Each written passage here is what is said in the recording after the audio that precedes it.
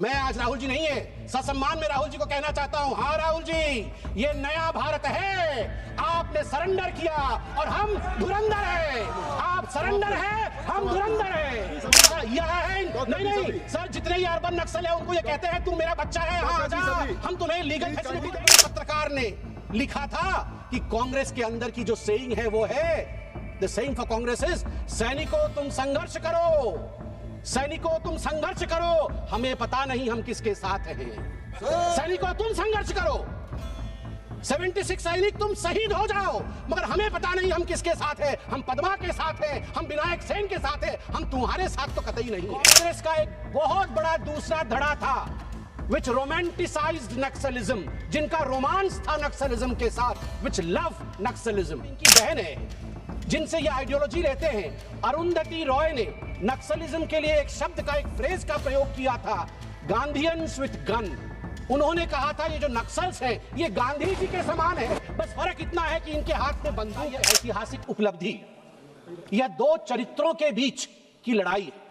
मैं इसे पॉलिटिकल नहीं बनाता, मगर ये दो चरित्र इसे समझने होंगे। एक चरित्र है स्पष्टता, क्लैरिटी, एक चरित्र है संकल्प, स्पष्टता और संकल्प कि एक राष्ट्र नीति हो और उस संकल्प और स्पष्टता के साथ हम नक्सलवाद को समाप्त करेंगे। और दूसरा चरित्र है भ्रम, षड्यंत्र और सहयोग का, वो चरित्र है the character of confusion, conspiracy and collaboration.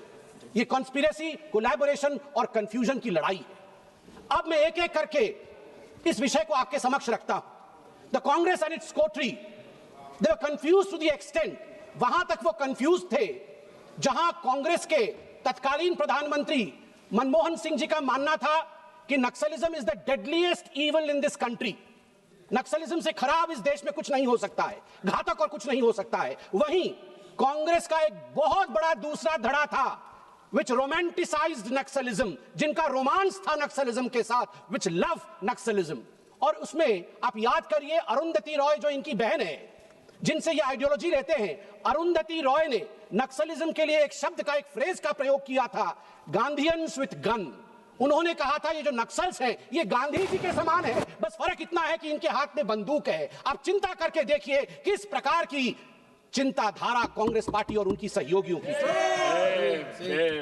अभी थोड़ी देर पहले मैं सुन रहा था और वास्तविकता है, यह विडंबना है कि इसी देश में, भारत देश में कुछ ऐसे क्षेत्र थे जिन्हें लिबरेटेड जोन कहा जाता था, जहां पर लोग भारत के संविधान को अपने जेब में रख के चलते थे। जेब में, आज भी कुछ लोग जेब में रख के चलते हैं। वहां भारत का संविधान नहीं चलता था, वहां भारत की पुलिस और सुरक्षा की कर्मियों के विषय नहीं चलते थे। वो लिबरेटेड जोन थे, जैसे कि दंडकारण्य, जैसे कि पार्श्वनाथ, जैसे कि बूढ़ा पर्वत।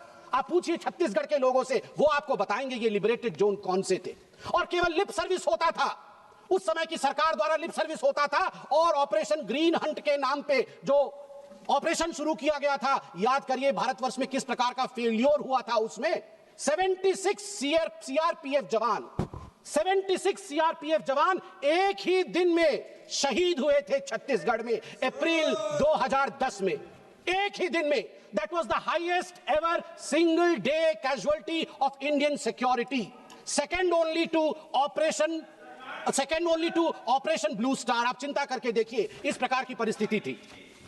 अनजाने में अगर गलती हो तो क्षम्य है, अगर जानबूझकर, परिस्थितियों को जानबूझकर आपने अनदेखा किया और गलती की तो वो पाप है। कांग्रेस ने पाप किया है, आज मैं वो सिद्ध करने वाला हूं क्यों किया है। यह जो डॉक्यूमेंट मैं लेके आया हूं सभापति महोदय, ये कोई साधारण डॉक्यूमेंट नहीं है। This is a counter affidavit submitted by the Congress party then, that is the UPA government then, in November 2013 to the Supreme Court of India in the case named Kishore Samrit versus Union of India and others। इसमें सुशील कुमार शिंदे जी जो तत्कालीन गृह मंत्री थे, उनके तरफ से यह एफिडेविट दिया गया है। मैं पढ़ता हूं कि कांग्रेस को मालूम सब कुछ था मगर किया कुछ नहीं। Para number 4, the second strategy of the CPIM is to mobilise certain targeted sections of the population, specially the urban population, through its mass organisations which are otherwise known as frontal organisation. The mass organisations mostly operating under the garb of human right NGOs are organically linked to CPIM party structure but maintain separate identities in an attempt to avoid legal liability। कुल मिलाकर इन्होंने कहा कि urban नक्सल हैं, मगर आज मैं अगर अर्बन नक्सल कह दूं तो आग लग जाती है। और मैं यहां सिद्ध करके दिखाऊंगा कि ये जानते थे अर्बन नक्सलिज्म क्या है, मगर फिर भी इन्होंने नक्सलिज्म का मेन स्ट्रीमिंग कैसे किया है। नक्सलिज्म के मेन स्ट्रीमिंग में आप याद करिए कि किस प्रकार सोनिया जी जो कांग्रेस की सर्वोच्च नेता हैं, अभी अस्वस्थ है, मैं चाहता हूं कि वो यथाशीघ्र स्वस्थ हो, मगर सोनिया जी की अध्यक्षता में जिस समय वो एनएसी चलाती थी, एनएसी और प्लानिंग कमीशन में कौन बैठे थे? नक्सल्स बैठे थे, अर्बन नक्सल्स बैठे थे। मैं उदाहरण दे रहा हूं, मैं उड़ीसा का हूं, सप्तर्षि भाई जो बोल रहे थे वो भी उड़ीसा के हैं। दोनों भाई हम जानते हैं 2011 में उड़ीसा के मलकानगिरी के कलेक्टर आर विनील कृष्णन एवं 2 जूनियर इंजीनियर इनको अगवा कर लिया गया था। जब अगवा कर लिया गया था तो उस समय बातचीत हुई थी, नेगोशिएशन हुआ था कि आर विनील कृष्णन देश का कलेक्टर है, ये सरकार है, इनको छोड़ दिया जाए। उस समय 8 माओवादियों को जो गिरफ्त में थे भारत सरकार के पास, उन्हें छोड़ा गया। उनमें से एक माओवादी जिनका नाम है ए पद्मा, वो महिला थी, ए पद्मा। आप जानते हैं जिसे छोड़ा गया ए पद्मा वो क्या करती है? ये ए पद्मा जो हर्ष मंदार है, जो एनएसी के सदस्य थे, सोनिया गांधी जी के राइट हैंड थे, उनके द्वारा जो ऑर्फेनेज चलाया जाता है जिसका नाम अमन वेदिका है, उसको ए पद्मा चलाती थी। ए Padma was a direct conduit of the Congress party, the UP government. आपने नाम सुना होगा doctor Vinayak Sen. Vinayak Sen was convicted. Bharat के कोर्ट ने सेडिशन के चार्ज में, देशद्रोह के चार्ज में उस माओइस्ट विनायक सेन को, डॉक्टर विनायक सेन जो पेडियाट्रिशियन है, छत्तीसगढ़ में काम करते थे, उन्हें कन्विक्ट किया गया। मगर मनमोहन सिंह जी की सरकार ने सोनिया गांधी जी के कहने पर उन्हें प्लानिंग कमीशन कमिटी में रखा, steering committee on health, drafting the 12th 5-year plan. 12th 5-year plan doctor Vinayak Sen बना रहे थे। इतना कंफ्यूजन था कांग्रेस पार्टी के अंदर कि उस समय प्रचलित था, एक बहुत बड़े पत्रकार ने लिखा था कि कांग्रेस के अंदर की जो सेइंग है वो है, the saying for Congress is, सैनिकों तुम संघर्ष करो, सैनिकों तुम संघर्ष करो, हमें पता नहीं हम किसके साथ हैं। सैनिकों तुम संघर्ष करो, 76 सैनिक तुम शहीद हो जाओ, मगर हमें पता नहीं हम किसके साथ हैं। हम पद्मा के साथ हैं, हम विनायक सेन के साथ हैं, हम तुम्हारे साथ तो कतई नहीं है। ये हालत थी कांग्रेस पार्टी की। आप देखिए उसके बाद उस एफिडेविट में और क्या लिखा गया है। इस एफिडेविट में लिखा गया है, बहुत तकलीफ किया, आप ही ने लिखा है साहब।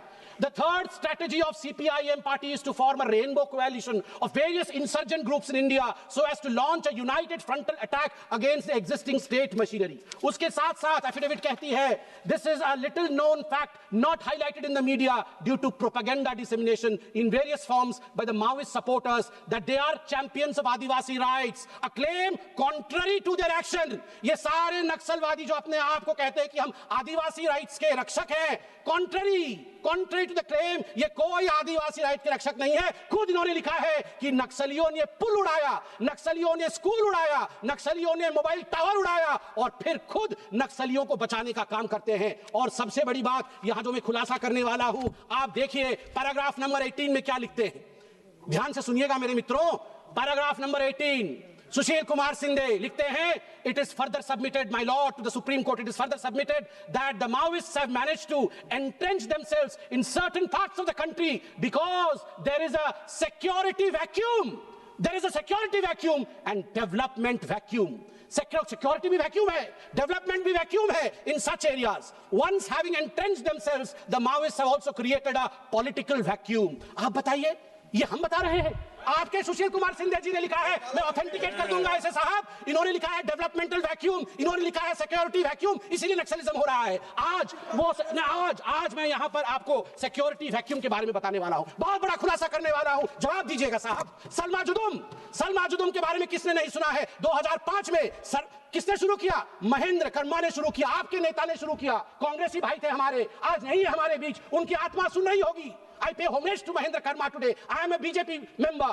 मैं बीजेपी का सदस्य हूं, मगर मैं आज होमेज दे रहा हूं महेंद्र कर्मा को। उसने कहा था पॉलिटिक्स से ऊपर उठना होगा, लड़ना होगा, मर भी जाऊं तो क्या हुआ, सलमा जुदुम के साथ चलना होगा। रमन सिंह जी की सरकार थी, रमन सिंह जी की सरकार ने रिहेबिलिटेशन सेंटर बनाया, 100 गांव से आदिवासियों को लाके कैंप में रखा और मिलके एक ताकत बनके लड़ाई हुई नक्सलियों के साथ।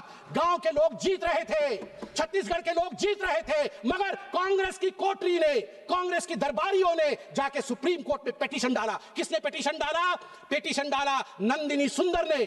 उस नंदिनी सुंदर ने जिसके ऊपर मर्डर का केस था, मगर जब इनकी सरकार बनी भूपेश बघेल जी की, मर्डर का केस हटा लिया गया नंदिनी सुंदर के ऊपर से। उस नंदिनी सुंदर ने पिटीशन डाला और उस पर सुनवाई हुई और 2011 में जस्टिस बी सुदर्शन रेड्डी जी के खंडपीठ ने सलमा जुदूम को समाप्त कर दिया। और यदि सलमा जुदूम समाप्त नहीं होता तो ये डिस्कशन जो आज पार्लियामेंट में हो रहा है ये 6 साल पहले होता सर, ये 2020 में होता। उस समय हम नक्सल मुक्त हो जाते। और आप जानते हैं, with all due respect to the जजेस, ये जस्टिस बी सुदर्शन रेड्डी कौन है? जब पिछली बार वाइस प्रेसिडेंट का चुनाव हुआ था, खोज खोज के पूरे ब्रह्मांड से वाइस प्रेसिडेंट के चुनाव के लिए इन्हें जस्टिस सुदर्शन रेड्डी जी ही मिले थे। जिन्होंने सलमा जुदूम खत्म किया वही मिले थे। और नतीजा क्या हुआ? महेंद्र कर्मा और उनके साथियों का, मुझे दुख के साथ कहना पड़ रहा है, आपने अपने लोगों की हत्या करवाई। कांग्रेस पार्टी ने अपने लोगों की हत्या करवाई। मैं क्यों कह रहा हूं? मैं सलमा जुदूम खत्म हुआ और सलमा जुदूम खत्म होने के बाद महेंद्र कर्मा ने कहा मुझे पता है मुझे छोड़ा नहीं जाएगा। और दरबा घाटी 25 मई 2013 को दरबा घाटी में हम दिखवा लेंगे। अरे भैया, आप बोलने से आप कांग्रेस क्यों समझ रहे हैं? मैं तो नक्सलियों को आप बोल, मैं तो नक्सली बोले तो आपने अपना क्यों समझ लिया? अरे सभापति महोदय, मैंने कहा आप कांग्रेस, मैंने कहा माओवादियों ने मार दिया, तो ये क्यों सोच रहे माओवादी यही है? मैंने इनको तो माओवादी नहीं कहा। मैंने तो कांग्रेस को माओवादी, मैं तो नहीं कहा कि कांग्रेस, मैं तो नहीं कहा। तो देखिए, जब सलमा जुदूम समाप्त हुआ तो 25 मई 2013 को दरबा घाटी में 27 लोग इंक्लूडिंग कांग्रेस के बड़े बड़े नेताओं को समाप्त कर दिया गया। सभापति महोदय, और 5 मिनट दीजिए। सभापति महोदय, सभापति महोदय, मैं और दो महत्वपूर्ण विषय रख के अपने विषय को विराम दूंगा। एक मिनट। सभापति महोदय, 2018 अगस्त में, याद करिए, जनवरी 2018 में एल्गार परिषद और भीमा कोरेगांव केस हुआ था महाराष्ट्र में। किस प्रकार की आर्जनी हुई थी और यह प्रायोजित थी, किस प्रकार भारतवर्ष को बांटने की कोशिश की गई थी, किस प्रकार जातियों को भिड़ाने की कोशिश की गई थी, और उसके पीछे माओवादियों का हाथ था। गिरफ्तार कौन कौन होते हैं? रोमा विल्सन गिरफ्तार, वरवरा राव गिरफ्तार, अरुण फेरियार गिरफ्तार, सुधा भारद्वाज गिरफ्तार, गौतम नौलखा गिरफ्तार, वेरोन गोंजाल्विस गिरफ्तार और महेश राउत गिरफ्तार। इन गिरफ्तारियों के बाद राहुल गांधी का ट्वीट आता है। ये ट्वीट है अगस्त 28, 2018 का। क्या ट्वीट करते हैं? There is only one place for one NGO in India and it is called the RSS. Shut down all other NGOs, jail all activists and shoot those that complain. Welcome to New India, Bhima Koregaon. मैं आज राहुल जी नहीं है, ससम्मान में राहुल जी को कहना चाहता हूं, हाँ राहुल जी, ये नया भारत है। आपने सरेंडर किया और हम धुरंधर हैं। आप सरेंडर हैं, हम धुरंधर हैं। और सबसे बड़ी बात मैं यह कहना चाहता हूं, ये सारे लोग, सभापति महोदय, मुझे 30 सेकंड दीजिए। ये कुछ चीजें रिकॉर्ड में आना जरूरी है। मैं आपसे निवेदन करता हूं सभापति महोदय, मैंने आपको 2 नाम दिए, महेश राउत नाम दिया। महेश राउत महाराष्ट्र से गिरफ्तार हुए थे। पहली बार गिरफ्तार तब हुए थे 2013 में, जब महाराष्ट्र में इन्हीं की सरकार थी। और आज मैं वो चिट्ठी दिखाना चाहता हूं। ये गिरफ्तार होने के बाद इनके लिए जयराम रमेश जी ने चिट्ठी लिखा। साहब, ये वाला चिट्ठी तो, ये चिट्ठी बोलना बहुत जरूरी है। ये चिट्ठी बोलना बहुत जरूरी है क्योंकि पूरा काला चिट्ठा खुल जाएगा। साहब, ऐसा है कि जब महेश राउत गिरफ्तार हुए, पहली बार उनकी गिरफ्तारी 2013 में माओवाद के कारण हुआ था। उस समय कांग्रेस की सरकार महाराष्ट्र में थी, मगर उस समय यूनियन मिनिस्टर जयराम रमेश जी ने एक चिट्ठी लिखा महाराष्ट्र की सरकार को कि मैं कहता हूं, यूनियन मिनिस्टर, मैंने अपने सोर्सेज से पता लगा लिया, इस आदमी में गड़बड़ नहीं है, इसे छोड़ दिया जाए। और आपको जान के आश्चर्य होगा कि महेश राउत को सोनिया गांधी जी के कहने पर मनमोहन सिंह जी ने rural development fellow, DMRD fellow रखा। यह विषय है। एक मिनट रुक जाइए। Mister Tagore, now he is giving only reference a letter of Mr. Jairam Ramesh, the then minister. He is not charging. That is true, but he is not making any allegations against him. Please kindly conclude. Sir, whatever I am saying, I can authenticate if you please so, sir. I am referring to a letter by Sri Jairam Ramesh who wanted Mahesh Raut to be released. Number 1. Lastly, sir, खत्म कर रहा हूं, बहुत दुख के साथ विषय कह के खत्म कर रहा हूं। जब 76 CRPF जवान शहीद हुए थे ना, उस समय आपको जान के आश्चर्य होगा, दिल्ली में एक यूनिवर्सिटी है जिस यूनिवर्सिटी में मातम नहीं, सेलिब्रेशन मनाया गया था, सेलिब्रेशन मनाया गया था। डॉक्टर बी सबरी, यह है नहीं सर, जितने ये अर्बन नक्सल है उनको ये कहते हैं तू मेरा बच्चा है, हाँ आजा, हम तुम्हें लीगल फैसिलिटी देंगे, किसी भी कीमत पे इन्हें छोड़ना नहीं है। Thank you, Speaker, sir, for giving me this opportunity to speak on